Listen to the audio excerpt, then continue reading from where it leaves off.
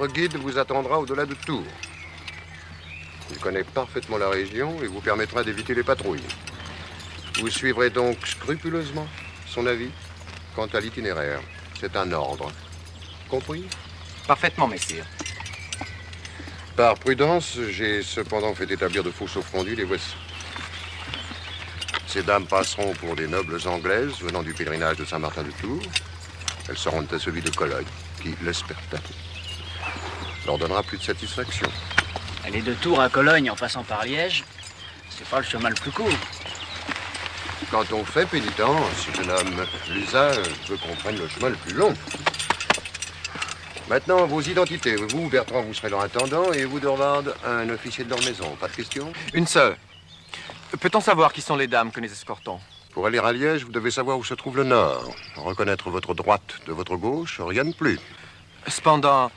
Moins vous en saurez, mieux cela vaudra. Bonne chance, messieurs. Et que Saint Julien vous protège.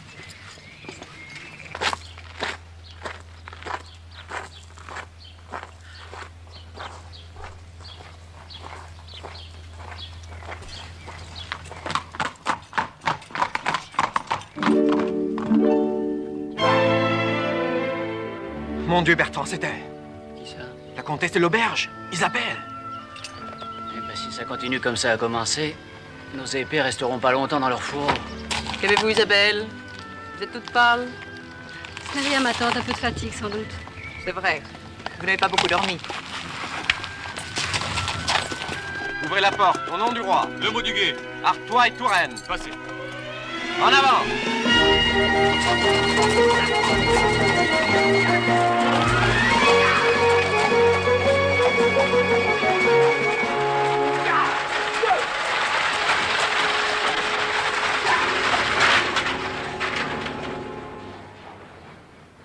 Les dés sont jetés, sire. La politique de monsieur le cardinal est en marche. L'important est qu'il le croit. Et le monde avec lui. Je ne comprends pas, sire. La politique est un ensemble, Olivier. Si j'évite de prendre certains risques de front, je ne me résigne pas à laisser passer une chance comme celle-là. Les comtesses de Croix ne se rendent donc pas à Liège? Si fait. Et Guillaume de la Marque sera prévenu. Et le convoi intercepté. Un enlèvement, un mariage forcé, qui puis-je? Mes intentions étaient pures. Personne ne pourra rien me reprocher. Tout de même, ce sanglier des Ardennes est un brigand. Certes, mais il est beaucoup moins laid que Campo Basso. Et puis qui sait, l'amour le changera peut-être. Cette petite comtesse, elle est charmante. Plus j'y pense, plus je suis sûr que Guillaume sera pour nous le meilleur des comtes de Croix. La mission est délicate. Pourquoi l'avoir confiée aux moins expérimentés de vos gardes? Quentin du Roi, parce que c'est une âme tendre, un cœur pur et naïf, qui connaît trop peu les grands pour soupçonner mes intentions. Il tombera droit dans le piège. En êtes-vous certain, sire? J'ai fait et dit ce qu'il fallait pour cela hier soir.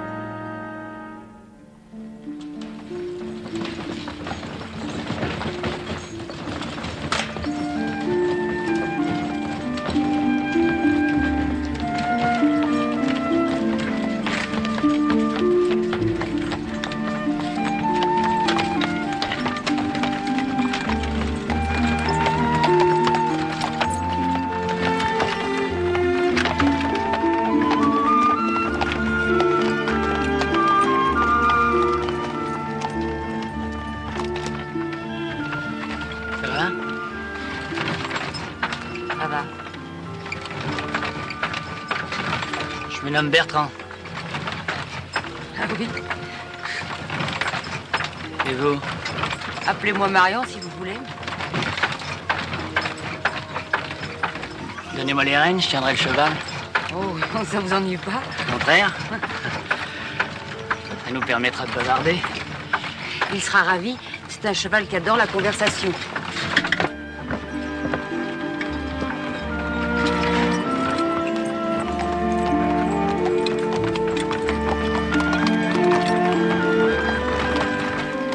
Ma tante, je vous assure, je les reconnais. Ce jeune homme et son compagnon sont ceux qui nous ont sauvés à l'auberge. Quoi? Lorsque nous avons failli être enlevés? Oui, ma tante, j'en suis certaine. Quoi qu'il en soit, ce sont des soudards.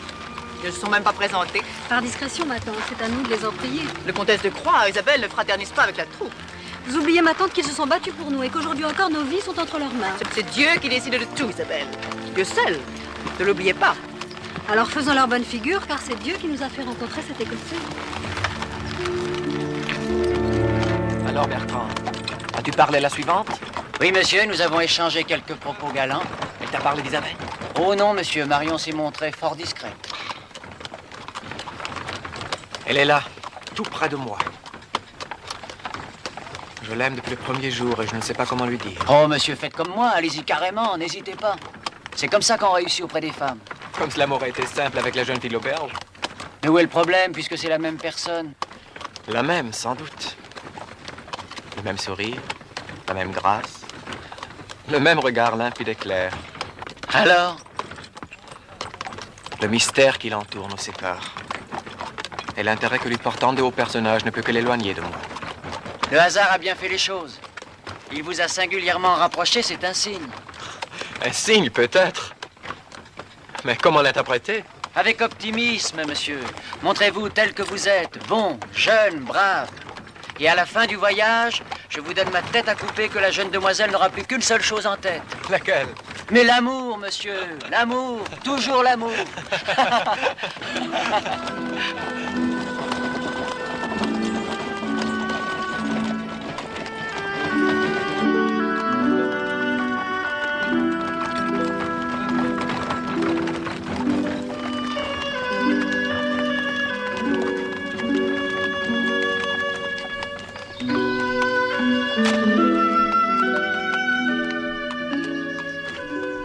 Madame, le soleil est déjà haut dans le ciel et l'endroit est joli.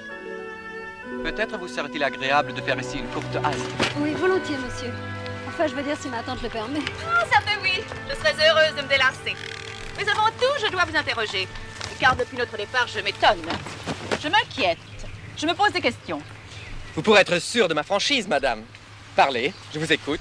Il est temps, monsieur, que nous sachions votre nom et votre qualité. Je m'appelle Quentin d'Irward, gentilhomme d'Écosse. Tout à votre service. Vous me semblez bien jeune, monsieur, pour assurer notre défense. Madame, mon devoir est d'obéir aux ordres du roi. Il ne m'appartient pas de les discuter. Mais je suis prêt à donner ma vie pour vous défendre. Je vous mènerai à Liège, où je serai un homme mort. Fière réponse, monsieur. Et nous sommes habitués aux belles paroles du roi Louis et de ses agents. C'est à l'œuvre que nous vous jugerons. Veuillez excuser ma tante, monsieur. Elle a le propos vif, mais le cœur généreux. Elle saura vous rendre grâce à Liège. Mais sachez que déjà, vous avez toute ma confiance. Messieurs! 2 cavaliers armés! Il semble venir de Plessis. Ce ne sont ni des gardes ni des prévôts. Ce sont des chevaliers. S'ils ont de mauvais desseins, ils apprendront quel qu'il soit comment se bat un Écossais.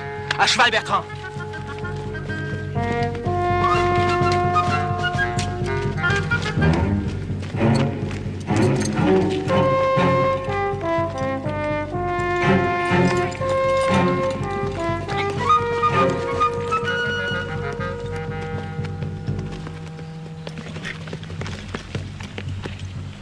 La place, messieurs! Retirez-vous! Pas sans savoir qui vous êtes, ni sans connaître vos intentions. Nous venons vous relever d'un poste au-dessus de votre condition et de votre rang. Quel est le vôtre, monsieur, pour parler si haut? Que vous importe? Laissez ces dames à nos soins ou nous vous chargerons. Nous vous attendons, messieurs. Vous êtes braves, mais bien jeunes. Je voudrais vous épargner. Nous sommes ici au nom du roi. C'est donc moi qui vous demande de vous retirer. C'est un ordre. Ah, un ordre. Le mot est maladroit, quant à Dirward. Tant pis pour vous.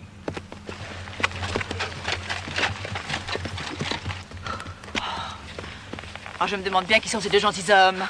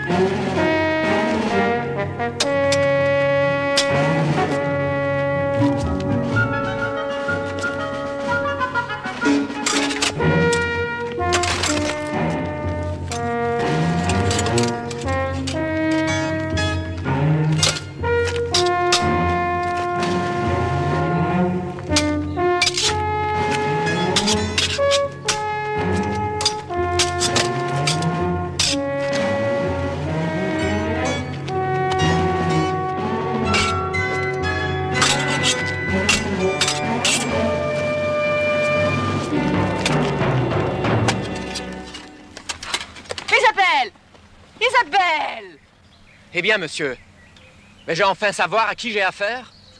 Je crois, monsieur, que vous avez gagné ce droit. Je suis... Le duc d'Orléans.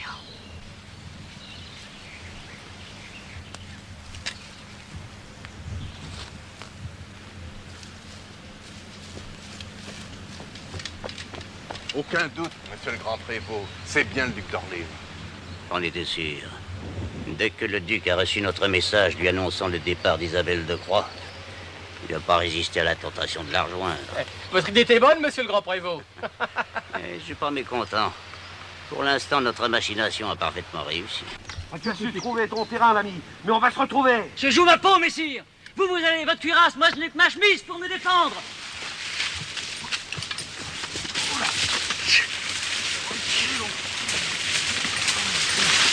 Prenez mon épée, monsieur, je suis votre prisonnier. Votre parole me suffit, monseigneur. Mais je cherche à comprendre. Vous, le futur gendre du roi, rebelle aux ordres de la couronne. Comment l'expliquer? Comment le justifier? Non, ne me cherchez pas d'excuses, monsieur. Vous ne sauriez les deviner. Et avant-hier, dans l'auberge, l'homme masqué avec qui j'ai croisé le fer, c'était vous, n'est-ce pas? Oui, monsieur, c'était moi. Par 2 fois, je vous surprends à vouloir contraindre 2 femmes sans défense. Par la violence et la force. Pourquoi persécuter ces malheureuses? Pardonnez-moi, monsieur, mais... dussé-je passer pour un lâche? J'en tairai la raison. À moi peut-être, mais pas au roi. C'est auprès de lui que vous vous expliquerez. Je vous en prie, monsieur. Je ne supporterai pas d'être la cause de ce malheur. Vous, madame? C'est dans le but de nous servir que le duc a agi de la sorte, j'en suis sûre. Est-ce vrai, monseigneur? Oui, monsieur, je n'avais pas tellement confiance en la parole du roi. Me croyez-vous capable de traîtrise? Monsieur, je vous connaissais à peine, mais maintenant je sais que vous êtes un brave et un gentilhomme. Soyez sans crainte, monseigneur. Quoi qu'il arrive, je conduirai les comtesses chez l'évêque de Liège. Je vous en donne ma parole. Elle est plus que suffisante, monsieur. Je suis tout à fait rassuré. Maintenant, relevez-vous, appelez votre compagnon et rentrez au château. Chacun de nous doit oublier cet incident. Vous êtes le plus généreux des hommes, Quentin d'Urward. Regardez les cavaliers là-bas. En dépit de vos gracieuses manières, monsieur, on ne saura cacher la vérité au roi. Ne puis-je pas... Trop tard.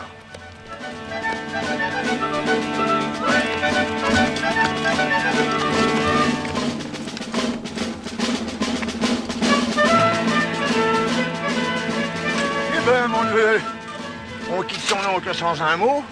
On part sans un adieu? Que voulez-vous, mon oncle? Le devoir.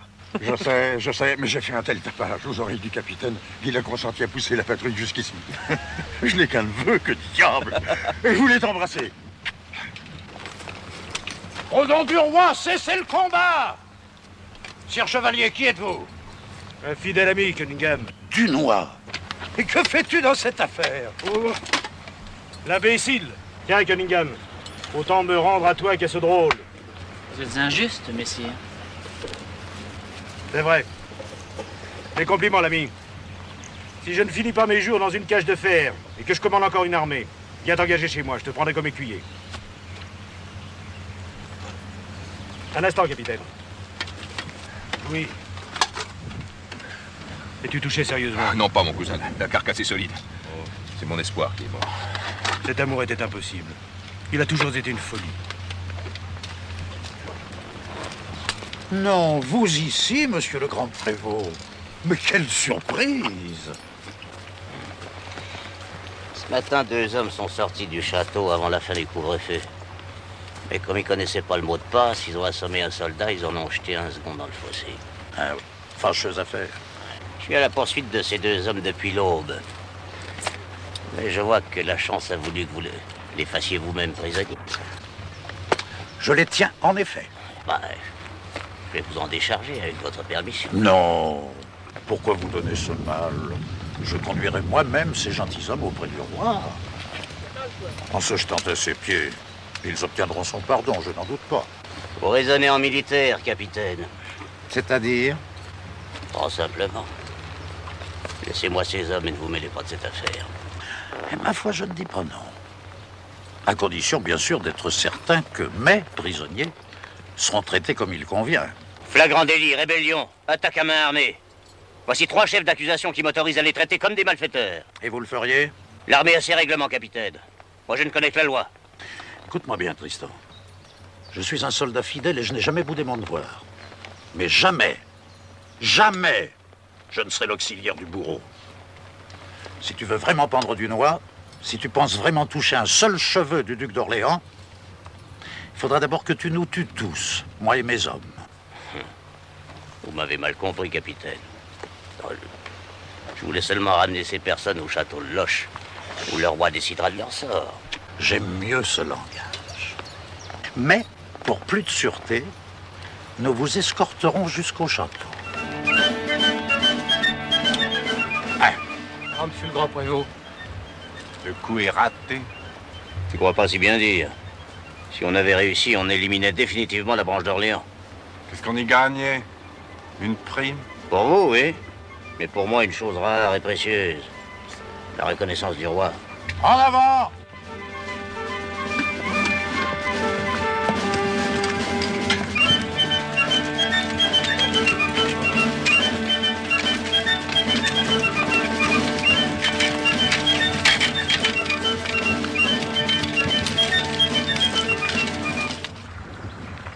Vous êtes fort bien conduit, jeune homme.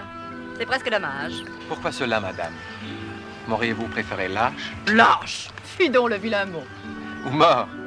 Tué sur place? Mon Dieu, mais vous êtes blessé? Non, je vous assure. Mais si ce sang sur votre front? Une simple égratignure. Il faut vous soigner. Oh, excusez-moi, je ne supporte pas la vue du sang. Venez vous asseoir. Laissez, je vous en prie, madame. Mon compagnon va pouvoir s'en occuper. Je ne saurais oublier que ce sang a été versé pour moi. C'est donc à moi qu'il appartient de soigner cette blessure. Dans ce cas, madame, j'espère que les hasards de la route me vaudront de nombreux coups d'épée. Voulez-vous bien vous taire? Je ne suis qu'un pauvre gentilhomme d'Écosse, madame. Quand j'ai appris qui vous étiez, j'ai pensé ne plus jamais revoir la jeune fille de l'auberge. Quelle idée. Vous voyez, je suis là. Ah, madame. Chut, vous allez vous donner la fièvre. La fièvre, madame. La douce et tendre fièvre qui m'a pris lorsque je vous ai vu pour la première fois. Je peux vous assurer qu'elle ne me quittera plus jamais. Je n'ai ni baume ni onguent pour soigner ce genre de mal. Je n'ai que ce voile à vous donner. Qu'il fasse honneur à votre vaillance. Et que, plus tard, il vous aide à ne pas m'oublier.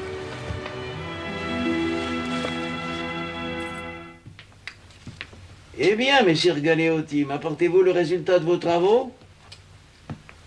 Oui, sire. Eh bien, monsieur, parlez, je n'ai ici de secret pour personne. La conjonction des astres est favorable à votre majesté. Ah. L'entrevue doit lui apporter tout ce qu'elle souhaite, à condition d'avoir lieu à une époque précise. Quand cela? Au plus tôt dans 3 jours, sire. Au plus tard dans 15. C'est bien, c'est très bien. Qu'en pensez-vous, monsieur le cardinal? Permettez à un homme d'église, sire, de ne pas avoir d'opinion sur l'astrologie. Pourtant, Éminence, le ciel est notre domaine commun. Ce ne sont pas les étoiles que j'y invoque, monsieur. La seule clarté qui, pour moi, brille au firmament est la lumière de Dieu. Alors, monsieur le cardinal, ne nous fâchons pas. Je suis aussi bon chrétien que vous, mais quand on marche à tâtons dans la nuit, 2 lanternes valent mieux qu'une. Puis-je me retirer, sire? Vous le pouvez, mon bon ami. Préparez-vous au voyage. Je ne saurais me passer de vous.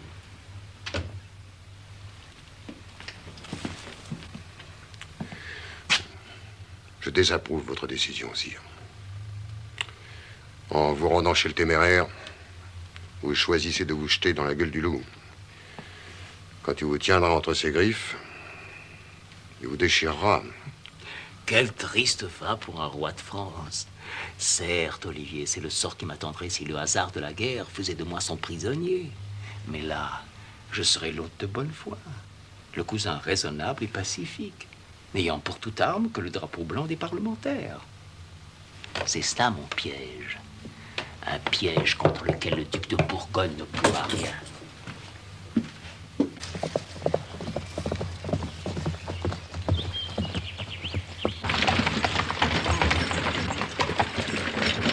Nous avons dépassé Tours, messire.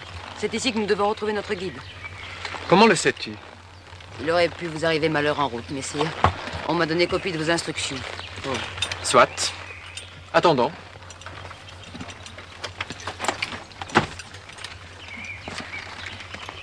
Tiens, il y a un homme là-bas. C'est sûrement le guide qui peut nous conduire jusqu'à Liège. Pourquoi donc un guide? Désormais, je n'ai plus confiance qu'en vous. À partir d'ici, les routes ne sont plus sûres, madame. Nous prendrons des chemins détournés pour éviter les patrouilles. Il nous faut donc quelqu'un qui connaisse le pays. Bizarre, j'aime pas ça. J'aime pas ça du tout. Quoi donc? Cet homme, c'est un bohémien. Et alors? Qu'est-ce que vous avez contre les bohémiens? Un souvenir récent d'une corde de chanvre autour de mon cou. Ces gens-là portent malheur. Tais-toi, Bertrand, tu deviens stupide. On verra bien. Que nous veux-tu? Du bien? C'est très aimable à toi. Qui es-tu? Celui qu'on a chargé de vous mener vers Liège. Quelle preuve peux-tu nous en donner? 2 vers. Une très vieille chanson que vous connaissez bien. J'écoute. C'est l'Écossais qui tua le sanglier, mais l'honneur en revint à Sa Majesté. Pas un mot de plus. Montre-nous le chemin. Nous te suivons. Est-ce bien notre guide? Sans aucun doute. Il vient de me dire un mot de passe qui n'est connu que du roi et de moi. Allons.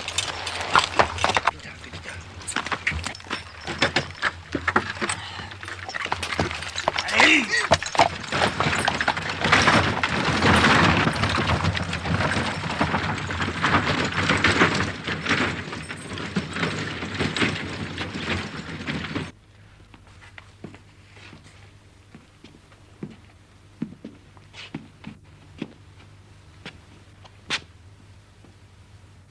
C'est bien, Cunningham, vous pouvez disposer.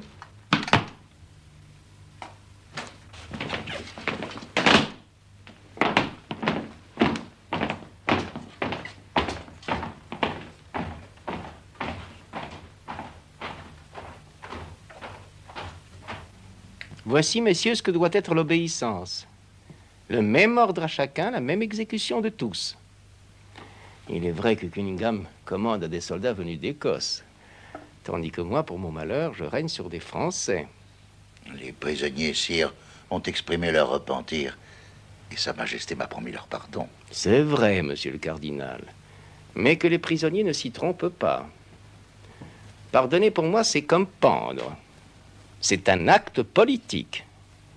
Et pour vous, messieurs, accepter une grâce, c'est prendre position.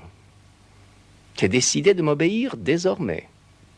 de m'obéir aveuglément. Désormais, sire. Mais notre obéissance a toujours été acquise à votre majesté. Vraiment? Eh bien, j'attends vos explications.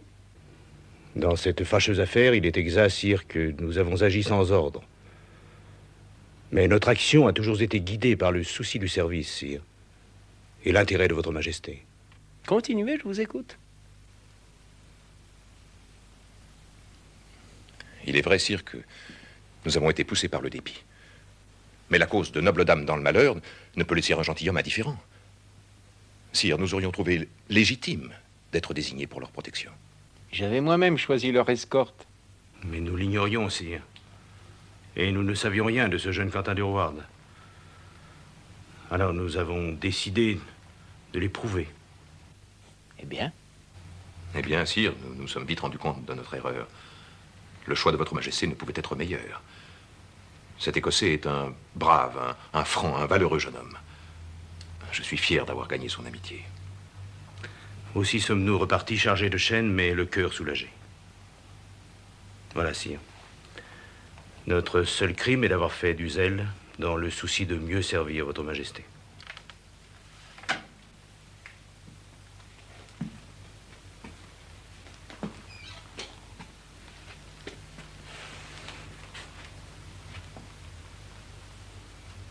Vous avez su présenter votre cause, messieurs. Et j'accepte vos explications. Mieux encore, je comprends vos griefs. Et je reçois vos plaintes. Mais bientôt, je dois entreprendre un voyage à Péronne. À Péronne, sire? Parfaitement, à Péronne, chez mon cousin Charles, le duc de Bourgogne. Mon escorte sera réduite. Vous la commanderez tous les deux. À vos ordres, sire. Merci, messieurs. Vous pouvez vous retirer.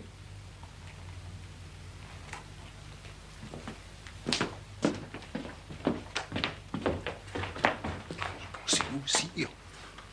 En votre absence, laissez le trône sans tête et le pays sans personne pour vous remplacer. J'y pense bien, Olivier. De la sorte, je serai beaucoup plus sûr de retrouver la couronne telle que je l'ai laissée.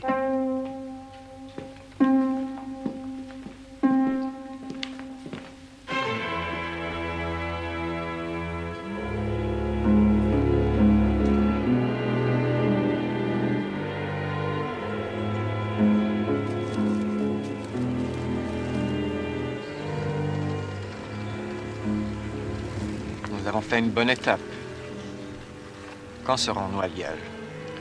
Dans 2 jours. Tu connais bien le pays. D'où es-tu? De partout et de nulle part.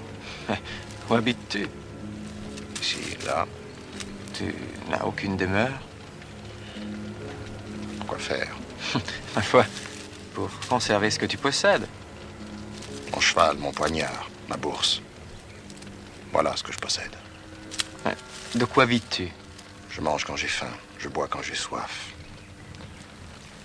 Je n'ai d'autre maître que moi. Et comment appelles-tu cette façon de vivre? Être libre. Tu es un homme bizarre, Radin. Que peut-on attendre de toi? Le pire le plus souvent. Le meilleur parfois. Peux-tu être fidèle? À quoi bon cette question? Peut-on se fier à la parole d'un bohémien? Souviens-toi de ceci, Radin. Si tu cherchais à me tromper, je n'hésiterais pas à te tuer. Je ne crains pas la mort. Quel est donc le moyen de s'assurer de toi? L'argent? Non. C'est moi qui ai une dette envers toi. Tu m'étonnes. Nous nous connaissons à peine. Souviens-toi d'un chêne, près du château de Plessis. Un chêne aux branches duquel pendait un horrible gland. Le cadavre d'un homme que tu as décroché au mépris de la loi. Continue. Eh bien, ce malheureux injustement condamné, auquel toi seul as voulu donner une sépulture. Eh bien? C'était Zamet, le Maugrébien, un de mes frères. Ne juge pas trop vite, Radin. Cette affaire ne m'a causé que des ennuis. Et jamais plus je ne dépendrai de personne. Mais si c'était à refaire, tu le referais. Non. Je te connais, Quentin. Je sais lire dans ton cœur. Le passé, le présent, le futur. Je connais la chanson. Les charlatans de ton espèce la chantent dans toutes les foires. Pour le quart d'un écu. Une dame. Très riche. Très noble. Très belle. Eh bien. Une dame qui se trouve très près d'ici. Elle conquit ton cœur à jamais. Qui te l'a dit? Lorsque je vois la fleur d'un arbre au printemps, je sais le fruit qu'elle donnera. Que peux-tu m'apprendre encore? Tu auras une fortune brillante. Un amour merveilleux.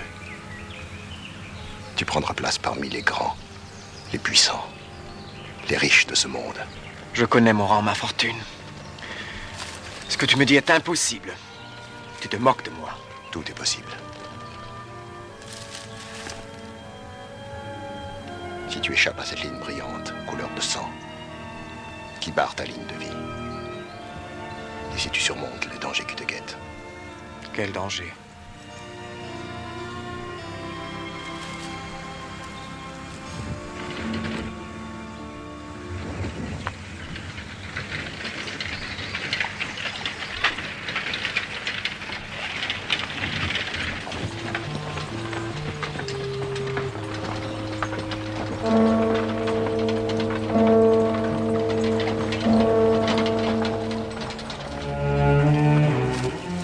Passé, mon père. Hélas, mon fils, un de ces événements qui sont devenus fréquents dans le pays. Il y a beaucoup de maisons qui brûlent depuis que Guillaume de la Marque sillonne la région. Pourquoi? Dans quel but? Le sanglier propose sa protection à ceux qui habitent des demeures isolées. Il l'a fait payer cher. Et l'aubergiste qui résidait ici, il l'avait refusé. Il ne nous reste plus qu'à prier pour lui. Mon père, cette auberge devait être notre gîte pour la nuit. Où peut-on trouver un autre refuge? Ah, il se fait tard. Il serait périlleux de poursuivre votre route avec ces dames. Le plus sage serait d'accepter la modeste hospitalité de notre couvent. Je vous remercie de grand cœur, mon père. Voilà qui n'arrange pas nos affaires. Vous comptez faire le coup cette nuit? La route est longue jusqu'à Liège. Nous avons tout le temps de monter une embuscade. Il faut prévenir Guillaume. En charge.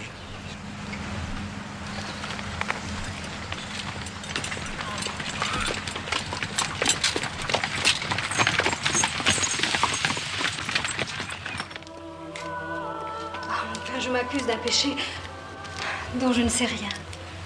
Un péché qui me trouble l'âme et fait ressentir à mon corps une sorte de douce langueur. Un péché qui me bouleverse et me comble de joie. Eh bien, ma fille? Oh, mon père, je m'accuse d'être amoureuse. Qui est l'objet de votre passion? Le plus noble, le plus beau, le plus généreux des chevaliers. Cet homme vous aime-t-il, ma fille?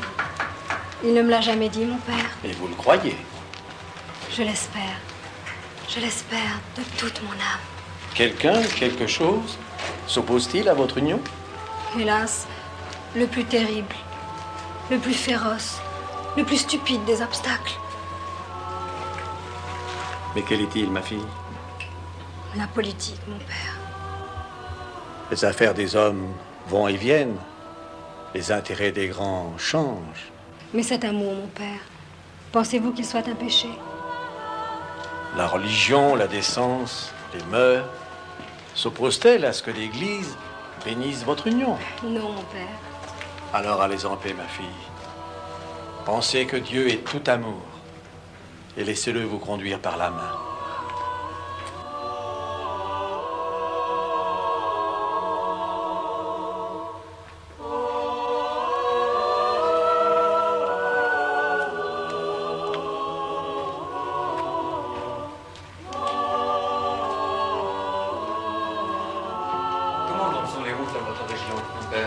Hélas, de jour comme de nuit, elles sont pavées des plus mauvaises intentions.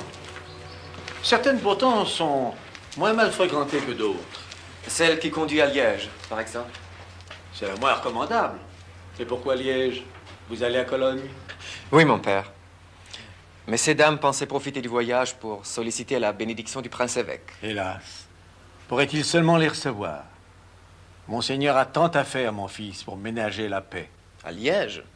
Comment cela? Les bourgeois de Liège sont trop riches. Ils se sont engraissés.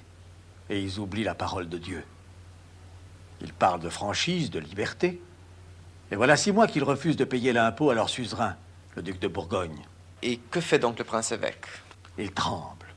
Non pour lui, mais pour les bourgeois dont il a charge d'âme. Dans sa colère, le duc est capable de réduire Liège en cendres. Cela n'effraie-t-il pas les Liégeois? Mais si, mon fils. Ils en sont réduits aux pires alliances. Ils parlent même d'appeler à leur secours Guillaume de la Marque. Le sanglier des Ardennes? Pourquoi entrerait-il dans ce conflit? Par haine, mon fils.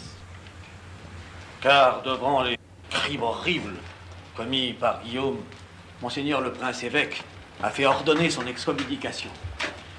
Les dames que j'escorte se moquent de la politique. Ils ne cherchent que la paix, la sécurité et le repos. Alors évitez Liège, mon fils. Cette ville est une poudrière. D'un jour à l'autre, tout peut sauter.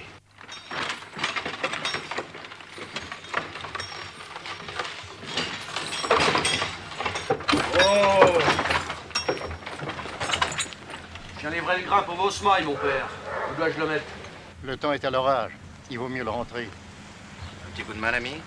À ces points de refus? Voilà un bon sentiment, mon fils. Tu en jugeras, mon père. Amen. Hey!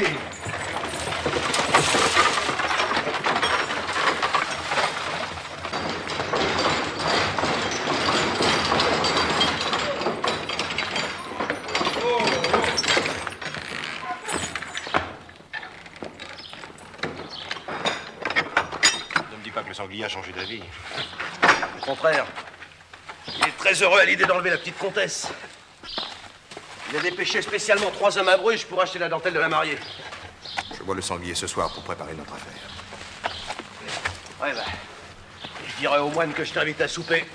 En remerciement de tes services. Non, ça va, ça va.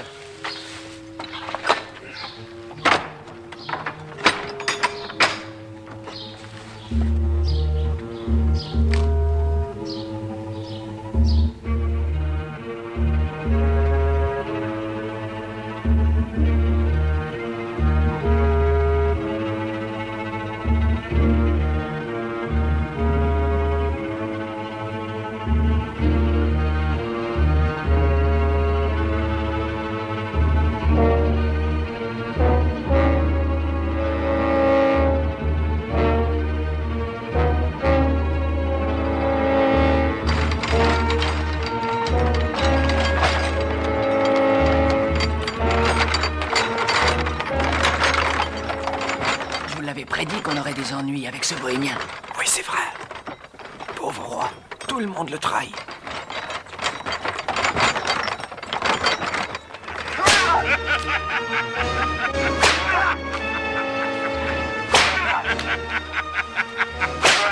Assez! Voilà comment Guillaume de la Marque aime qu'on fouette un prisonnier. Et maintenant, que fait-on de lui, père? Détachez-le. J'irai dire à ceux de son village que j'exige 1000 écus. Si je n'ai pas la somme demain matin, on coupera 50 têtes. Qu'on m'apporte à boire!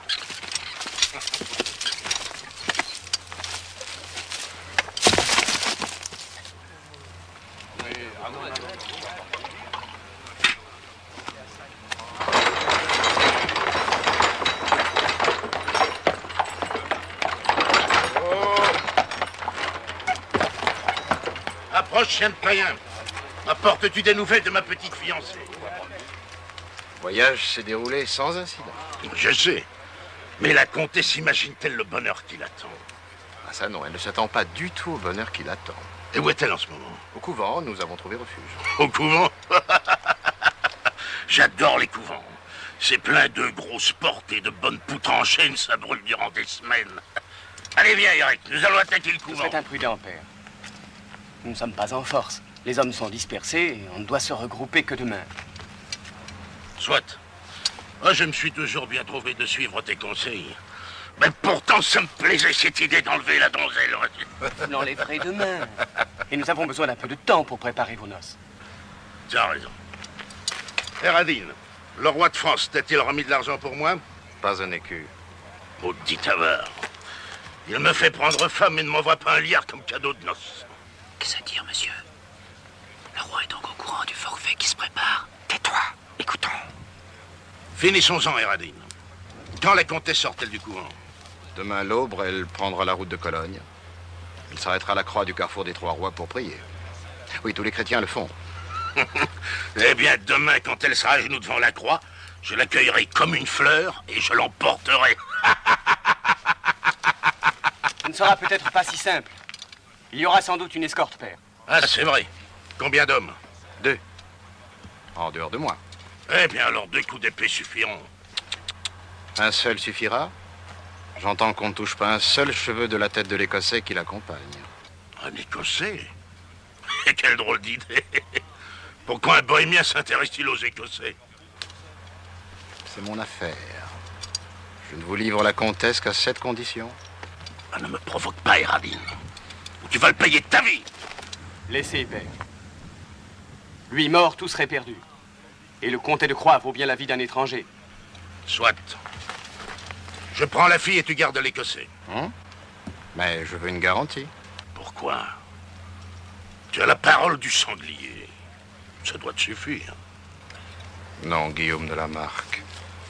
Malgré le nom que tu portes, tu es un assassin. Un pillard et un menteur. Sans foi ni loi. Je sais que tu ne crains plus la justice de Dieu. Mais tu crains celle des Trois Rois de Cologne. Aussi tu vas jurer sur la foi que tu leur portes de respecter la vie de Quentin d'Urvar. Jure aussi que ton fils la respectera. Ainsi que tes hommes. Et si tu ne tiens pas ton serment, leurs spectres viendront te réveiller 7 nuits de suite. Et la 8e, ils t'étrangleront. Allons, jure! C'est bon. Je le jure. Et vous aussi, soldats! Allez, jurez, vous autres. Nous jurons. Dans 3 heures, la comtesse sera à toi.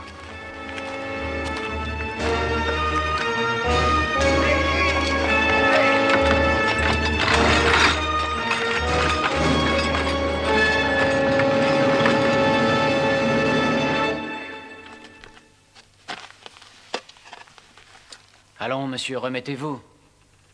Être trahi par un bohémien, quoi de plus naturel, ces gens-là ne respectent rien. Va pour le bohémien, Bertrand. Lui, dans son genre, n'est pas si mauvais. Mais le roi de France...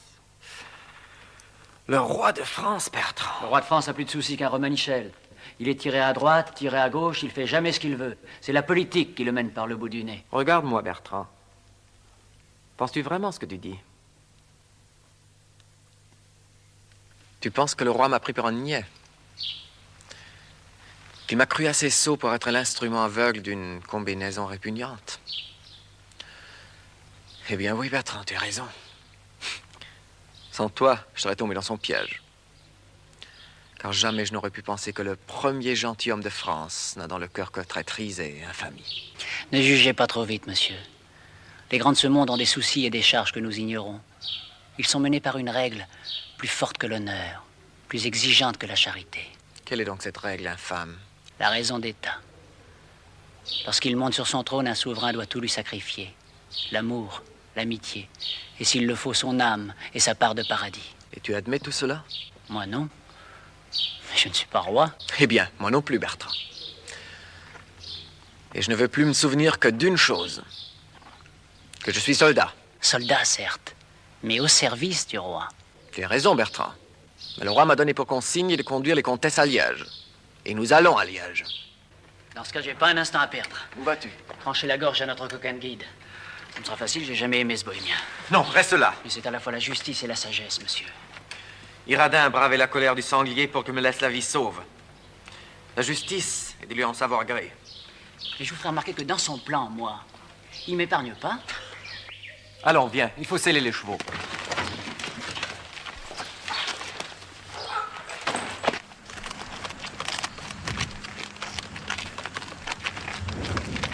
Quand arriverons-nous à Liège?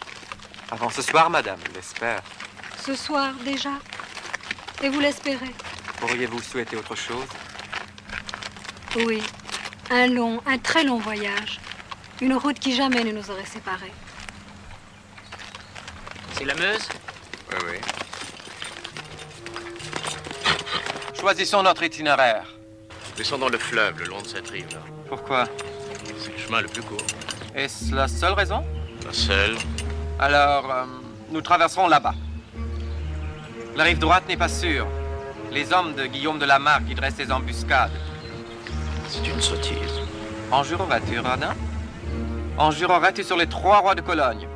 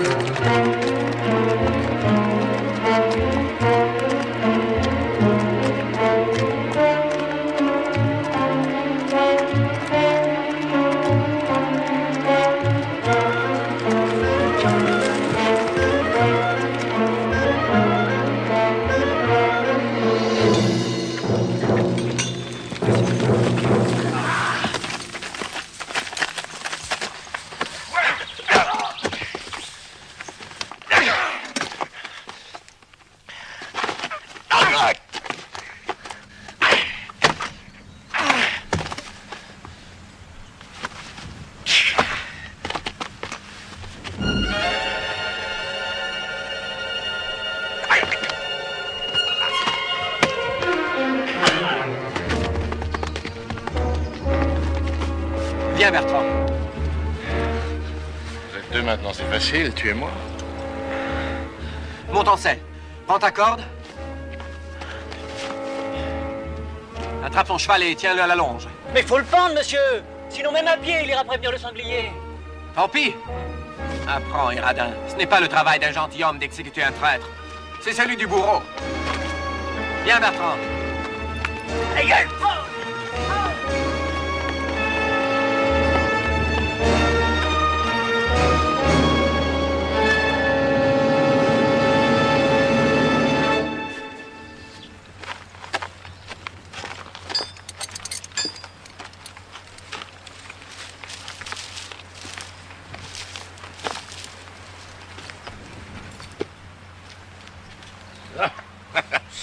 Je me sens très impatient.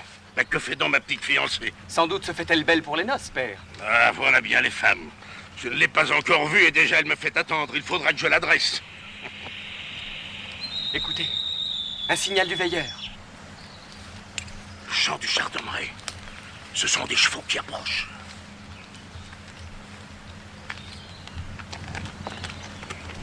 Personne. Dis-moi, Peterkin, tu es sûr que c'est ici? Quand je suis venu, c'était la nuit. Ouais. Mais le rendez-vous était au pied d'une croix. Ah bah dans ce cas, pas d'erreur. C'est la seule de la forêt. Qui sont ces deux-là? Ce sont les envoyés des Liégeois. J'ai bien envie de les envoyer au paradis des marchands. Liège est riche, père. Nous avons besoin d'eux.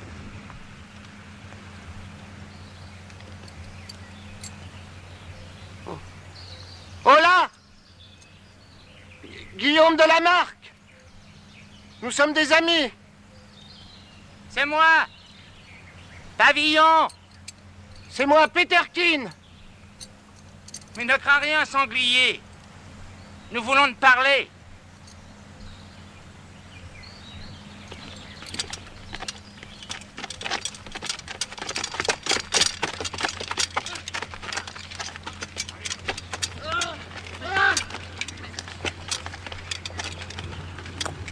Quelle est donc cette façon, messieurs, de déranger les gens sans prendre rendez-vous?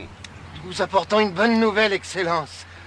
En 2 jours, nos bourgeois ont réuni les 600 000 écus que vous leur demandiez. En 2 jours? Oui, Excellence. Nous aurions dû demander le double. La somme est en sûreté, elle vous sera remise sitôt la ville prise. Où en est votre insurrection? Enfin, nous avons déjà réuni 200 hommes, Excellence. Oui, mais des merciers ou des soldats? À vrai dire, des volontaires de toutes les corporations. Alors, quand attaquez-vous? Ma foi, dès que vous aurez commencé à donner l'assaut, Excellence. Méfiez-vous de ces bourgeois, père. En cas de coup dur, ils vous abandonneront. Mon rôle est de vous secourir. Déclenchez l'insurrection et j'interviendrai. L'ennui, Excellence, c'est que nous manquons d'expérience militaire. On peut s'improviser soldat, mais pas général. Chacun son métier, Excellence. Le roi de France ne vous a-t-il pas promis des conseillers? Si fait, Excellence. Eh bien, nous les attendons depuis des mois.